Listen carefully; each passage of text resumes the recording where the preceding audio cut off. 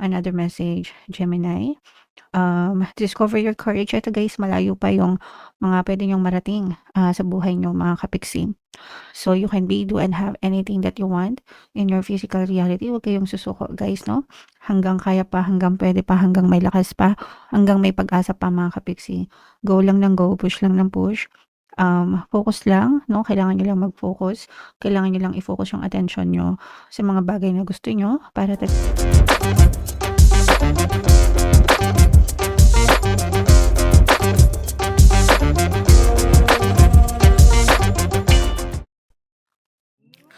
Hello guys, hello Gemini, welcome back to Pinoy Pixie Tarot. Ang pamagat ng episode natin for tonight is messages from the universe para ngayong April to May para sa Gemini, Sun, Moon, Rising sign, and Venus.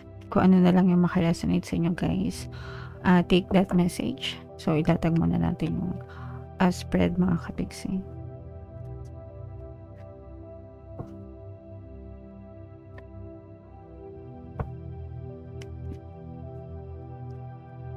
Alright, so yung first message para sa inyo, Gemini, letting go mga kapiksi. Matuto tayo mag-let go yung mga tapos na, yung mga nakaraan, especially yung mga negative na nangyari mga kapiksi, no?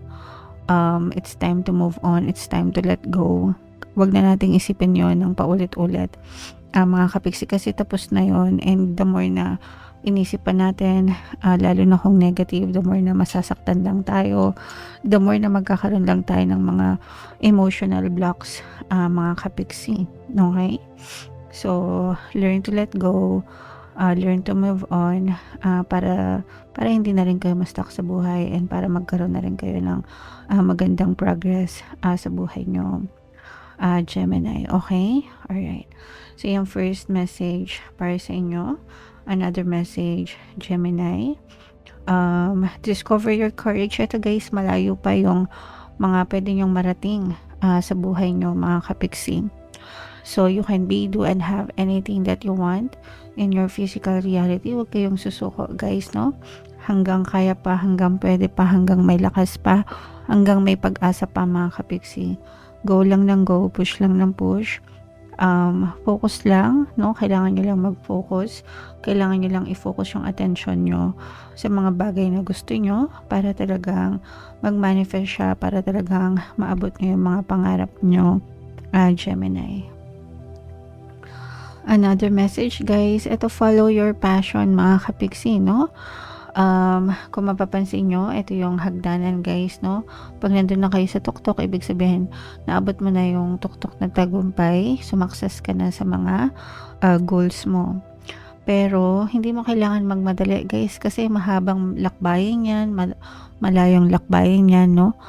All you have to do is to take one step at a time towards your goals mga kapiksi. The more na may ginagawa ka, the more na nagpa-progress ka, the more na nagfo-focus ka, the more na umaabante ka. Okay? Kapag napapagod, pwedeng magpahinga, basta wag kayong susuko mga kapiksi. And every time na iniisip mo mag-give up, tingnan mo na kung gaano kalayo yung narating mo. Okay? Tingnan mo kung gaano na kalayo yung narating mo, kasi for sure, kahit konting steps lang yung ginawa mo, nagkaroon ka na rin ng progress sa buhay mo, and wag mong hayaan na masayang yung progress na yun, Gemini. Okay? Alright. So yeah, push lang ng push mga kapiksi hanggang sa marating nyo yung tuktok ng tagumpay. And opportunity knocks mga kapiksi, no? Go for it. Huwag niyong sayangin yung mga opportunities guys. Kapag may opportunities na dumadating sa inyo, ibig sabihin the universe is answering your prayers, no? Sinasagot ni universe yung mga dasal ninyo mga kapiksi sa pamamagitan ng opportunities. So make sure na samantalahin nyo, wag nyong sayangin guys. Okay? Alright. And another message for you, Gemini. Ito, this will not resonate with all, pero this is spiritual awakening, spiritual growth. For some of you, pwedeng nagkakaroon kayo ng spiritual awakening guys, no? Some of us, you don't have to be afraid mga kapiksi. Kasi we are all spiritual beings in a human form.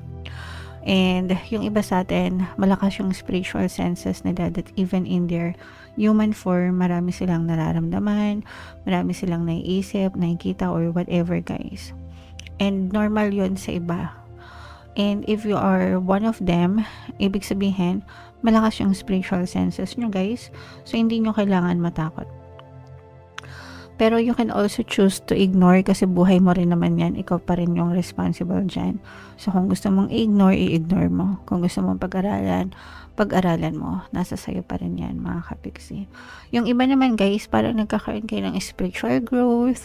Ibig sabihin, parang maraming kayong mga tanong sa spiritualan, mga kapiksi, even sa mga religious beliefs, guys, no? So, pwedeng nag-iiba yung mga religious beliefs mo right now, kung ano yung versus dun sa nakalakihan natin, no? Kasi minsan kung ano lang yung nakalakihan natin, tinatanggap na lang, pero merong ibang individuals na habang lumalaki sila or habang tumatanda, nagmamature, nag-grow, nagsa-search sila ng kung ano yung gusto nila.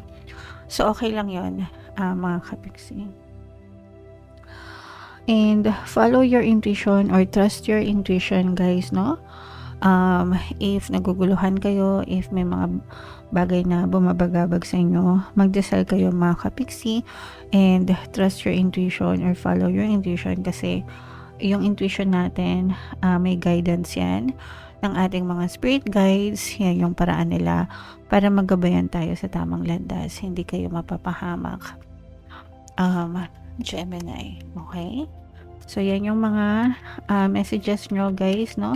So, ito, i-main nyo na itong mga opportunities na to, guys. Itong mga fashion na to or passion, mga kapiksi, spiritual awakening yan. Kung ano yung gusto nyong i-main nyo sa comment section, mga kapiksi. So, bubuli tayo ng additional message dito, guys. Habang sinashuffle ko to, panoorin nyo muna yung video natin regarding sa ating paano mag-manifest ng abundance video course. Kapiksi, sawa ka na ba sa mga struggles at hirap sa buhay mo? Masipag ka ba at masikap sa buhay ngunit hindi ka pa rin umaasenso? Ilang beses ka na bang nag-attempt mag-negosyo at mag-invest pero palagi ka pa rin nalulugi? Sa pagkakataon na ito ay maaaring may subconscious beliefs ka na nagiging balakid sa iyong pag-unlad at pagyaman. Introducing, paano mag-manifest ng abundance video course. Dito ay matututunan mong ma-overcome ang mga balakid mo para tuluyan ka ng umunlad, umasenso, sumagana, maging matagumpay, successful at maswerte sa iyong kabuhayan, pera, trabaho, negosyo, salapi at kaperahan ng bonggang-bongga. Dali, mag-send na ng email sa pinoypixie@gmail.com at simulan na ang iyong pagyaman ngayon. Alright, so sa lahat ng gusto mag-avail ng course, guys, meron tayong paano mag-manifest ng abundance video course, paano mawala ang third party at magkaroon ng harmonious na relationship, paano pabalikin si ex or vice breakups. Mga interesado, guys, mag-send lang kayo ng email sa pinoypixie@gmail.com. And sa mga naghahanap ng pampaswerte, guys, ito yung money shaker jars natin, super effective na pampaswerte, mga kapiksi at saka ito. So ito yung WhatsApp number ko, i-chat nyo lang ako dyan, guys. So, ito yung additional message para sa inyo. We have Keeper of Secrets. Basahin natin, guys. Take time out from the world and be the observer. Nothing can deceive you when you trust your knowing. You see others' secrets and keep them sacred. In silence and solitude, you will find strength. So, ito nga yung sinabi natin kanina na trust your intuition, mga kapiksi, no? Nothing can deceive you. When you trust your knowing, when you trust your intuition, guys, walang makakaloko sa inyo, walang makakapanloko sa inyo. But of course, syempre kailangan pa rin natin yung masusing pag-iingat para maprotektahan kayo, guys. Kailangan matuto kayong mag-observe, no? Matuto kayong mag-observe, makiramdam, mga kapiksi, para hindi kayo mapahamak, para maprotektahan kayo sa mga manloloko, sa mga scammer, sa mga manggagancho, guys, okay? And for some of you naman, no, parang merong ibang mga tao na nagtitiwala ng mga sikreto sa inyo. So make sure that you keep them. Yung mga sikreto, kaya nga secret, no, kasi hindi yan pinagkakalat, hindi yan chinichismis. Kung i-chismis nyo yan, edi hindi na secret, guys, no? So if other people trusted you, dahil sa ng mga sikreto nila, kailangan make sure na mapagkakatiwalaan kayo and 'wag niyong ipagkalat. Siyempre kung ikaw din magsabi ng secret sa iba, tas pinagkalat nila, siyempre mahu-hurt ka din, 'di ba? So, 'wag mo yung gawin, mga kapiksi, okey? Alright, so yan yung additional message para sa inyo. And eto naman ay sa love guys 'no, 'wag masyadong selfish, bigyan mo siya ng space, baka naman masyado ng nasasakal, yung person niyo, mga kapiksi 'no. So, kailangan sa relationship balance lang din guys, hindi yung puro kayo lang, hindi yung sa inyo lang umiikot yung mundo ng isa't isa, dapat meron din siyang bigyan mo din siya ng space, dapat meron ka ding sarili mong, space 'no, para mag-grow kayo as individual, pursue your passion, yung talents, yung mga gusto niyo. That way, nagma-mature din kayo as individuals and then together, nagma-mature naman din kayo as couples, mga kapiksi. So, 'wag masyadong mahigpit guys, walang mararating yung, higpit-higpit na yan. Sometimes nagkakasakalan, sometimes nagkakasawaan lang din, mga kapiksi. Okay. So, respect each other's boundaries and privacy, mga kapiksi.